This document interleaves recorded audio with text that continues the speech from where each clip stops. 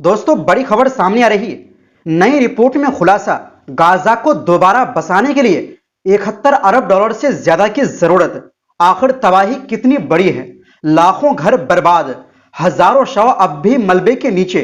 क्या दुनिया गाजा को फिर से खड़ा कर पाएगी? और इसी के साथ अगली खबर में आपको बताएंगे, 12 घंटे के अंदर सऊदी अरब के साथ अमेरिका ने कर दी गद्दारी। पहले सऊदी अरब को न्यूक्लियर डील, फिर रख दी दो बड़ी शर्तें। इजराइल के साथ करना होगा दोस्ती। और साथ में आपको बताएंगे, ईरान की ब्रिटेन को खुली धमकी। अगर अमेरिका ने ब्रिटिश सैन्य अड्डों से हमला किया तो ब्रिटेन के बेस भी हमारे निशाने पर होंगे। तो बिना समय गवाए बात करते हैं खबरों की। दोस्तों, गाजा की तबाही अब सिर्फ जंग की कहानी नहीं रही, बल्कि यह दुनिया के सबसे महंगे पुनर्निर्माण अभियानों में से एक बनने जा रही। नई रिपोर्ट के मुताबिक गाजा को फिर से बसाने में जितना पैसा लगेगा, वो पिछले 20 वर्षों में हुए सभी पुनर्निर्माण कार्यों के कुल खर्च से करीब 7 गुना ज्यादा होगा। अल जजीरा के मुताबिक ऑक्सफैम फिलिस्तीनी economic policy research institute MAS और फिलिस्तीन ट्रेड सेंटर की संयुक्त रिपोर्ट के अनुसार 2 साल से ज्यादा समय से जारी युद्ध ने गाजा को पूरी तरह तबाह कर दिया है। रिपोर्ट में कहा गया है कि अब तक 73,000 से ज्यादा फिलिस्तीनी मारे जा चुके हैं। 1,73,000 से ज्यादा लोग घायल हुए हैं, जबकि करीब 19 लाख लोग अपने घर छोड़ने पर मजबूर हुए हैं। संयुक्त राष्ट्र, यूरोपीय संघ और विश्व बैंक की संयुक्त रिपोर्ट के मुताबिक गाजा के पुनर्निर्माण और आर्थिक सुधार के लिए अगले 10 वर्षों में करीब 71.4 अरब डॉलर की जरूरत होगी। सिर्फ शुरुआती 18 महीनों में ही लगभग 26.3 अरब डॉलर खर्च करने होंगे, ताकि अस्पताल, सड़कें, बिजली, पानी और अन्य जरूरी सेवाओं को दोबारा शुरू किया जा सके। रिपोर्ट के अनुसार गाजा में तबाही का स्तर बेहद भयावह है। करीब 3,71,000 से ज्यादा घर या तो पूरी तरह नष्ट हो चुके हैं या बुरी तरह क्षतिग्रस्त है। पूरे इलाके में लगभग 6 करोड़ 60 लाख टन मलबा फैला हुआ है। युद्ध का सबसे बुरा असर बच्चों और आम जनता पर पड़ा है। एक रिपोर्ट के मुताबिक 58,000 से ज्यादा बच्चे ऐसे हैं जिनके माता पिता या दोनों इस दुनिया में नहीं रहे। इलाज के लिए आधे से ज्यादा यानी 55% अस्पताल बंद पड़े हैं। बच्चों की पढ़ाई भी पूरी तरह रुक गई है, क्योंकि लगभग सभी यानी 93% स्कूल या तो टूट चुके हैं या उन्हें भारी नुकसान पहुंचा है। इसके अलावा 50,000 से ज्यादा लोग ऐसे हैं जिन्हें ठीक होने के लिए लंबे समय तक इलाज और मदद की जरूरत है। वहीं 83% दिव्यांग यानी अपाहिज लोग ऐसे हैं जिनके चलने फिरने या मदद करने वाले उपकरण जैसे व्हील चेयर या बैसाखी भी इस जंग में खो चुके हैं। रिपोर्ट में यह भी बताया गया है कि मलबे के नीचे अब भी करीब 8,000 से 11,000 लोगों के शव दबे होने की आशंका है। पुनर्निर्माण शुरू होने से पहले इन शव को सम्मानपूर्वक निकालना और पूरे मलबे को हटाना सबसे बड़ी चुनौती होगी।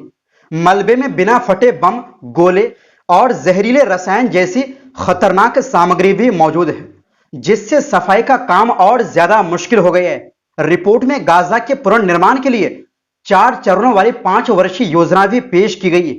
पहले चरण में राहत सामग्री, पानी, बिजली, स्वास्थ्य सेवाएं और मलबा हटाने पर करीब 10 अरब डॉलर खर्चे होंगे।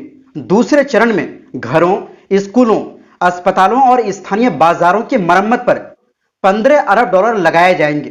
तीसरे चरण में बड़े पैमाने पर नए घर, अस्पताल, सड़कें, ऊर्जा और परिवहन व्यवस्था बनाने के लिए 25 अरब डॉलर खर्च किए जाएंगे। जबकि अंतिम चरण में गाजा की अर्थव्यवस्था को मजबूत करने, व्यापार बढ़ाने और पुनर्निर्माण की जिम्मेदारी पूरी तरह फिलिस्तीनियों को सौंपने के लिए करीब 20 अरब डॉलर खर्च करने की योजना है। रिपोर्ट का सबसे अहम संदेश यही है कि गाजा का भविष्य गाजा के लोगों के हाथ में होना चाहिए। इसमें कहा गया है कि अगर पुनर्निर्माण की योजना केवल बाहरी ताकतें बनाएंगी और फिलिस्तीनियों को उसमें शामिल नहीं किया जाएगा, तो यह सिर्फ इमारतें बनाने का काम होगा, गाजा को वास्तव में दोबारा खड़ा करने का नहीं। और वहीं दूसरी ओर दोस्तों, धोखेबाज तो बहुत कोई होते हैं, लेकिन अमेरिका जैसा कोई नहीं। दरअसल अमेरिका ने 12 घंटे के अंदर सऊदी अरब को धोखा दे दिया है। दोस्तों, अमेरिकी राष्ट्रपति डोनाल्ड ट्रंप ने सऊदी अरब के साथ होने वाले परमाणु समझौते यानी न्यूक्लियर डील पर एक बड़ी और नई शर्त लगा दी। पहले जहां खबर थी कि ट्रंप ने इस समझौते को मंजूरी दे दी है, वहीं अब उनके तेवर बदले हुए नजर आ रहे हैं।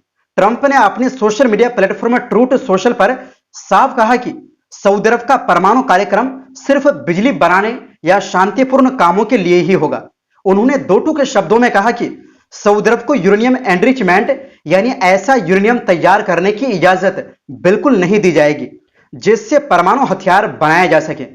सबसे बड़ी शर्त यह है कि ट्रंप ने इस पूरी डील को इजरायल के साथ दोस्ती से जोड़ दिया है। उन्होंने कहा कि यह न्यूक्लियर डील तभी पूरी होगी जब सऊदी अरब अब्राहम समझौते में शामिल होकर इजरायल के साथ अपने आधिकारिक और कूटनीतिक रिश्ते शुरू करेगा। हालांकि सऊदी अरब पहले ही साफ कर चुका है कि फिलिस्तीन को स्वतंत्र राज्य बनाने की ठोस और विश्वसनीय योजना के बिना वो इजरायल के साथ रिश्ते सामान्य नहीं करेगा। यानी ट्रंप की नई शर्त के बाद यह समझौता अब पहले से कहीं ज्यादा मुश्किल होता दिखाई दे रहा है। सऊदी अरब पहले ही साफ कह चुका है कि जब तक फिलिस्तीन को एक आजाद देश बनाने का कोई ठोस प्लान नहीं बनता, वो इजरायल से कोई रिश्ता नहीं रखेगा। इसलिए ट्रंप की इस नई शर्त के बाद अब यह समझौता बहुत मुश्किल नजर आ रहा है। पहले ऐसी खबरें थी कि अमेरिका सऊदी अरब को भविष्य में यूरेनियम संवर्धन यानी यूरेनियम साफ करने की इजाजत दे सकता है, लेकिन ट्रंप के नए बयान से साफ है कि अमेरिका अब इस बात से पीछे हट रहा है।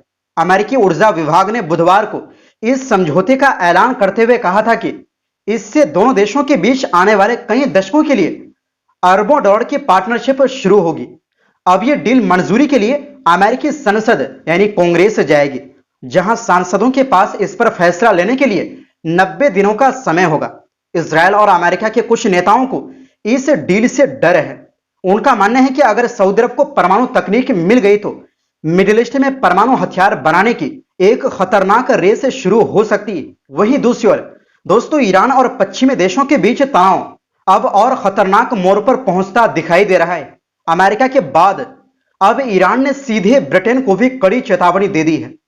ईरान की इस्लामिक रेवोल्यूशनरी गार्ड यानी IRGC ने कहा है कि अगर ब्रिटेन का कोई भी सैन्य अड्डा अमेरिका द्वारा ईरान पर हमला करने के लिए इस्तेमाल किया गया तो वो ईरान के लिए एक वैध सैन्य लक्ष्य होगा।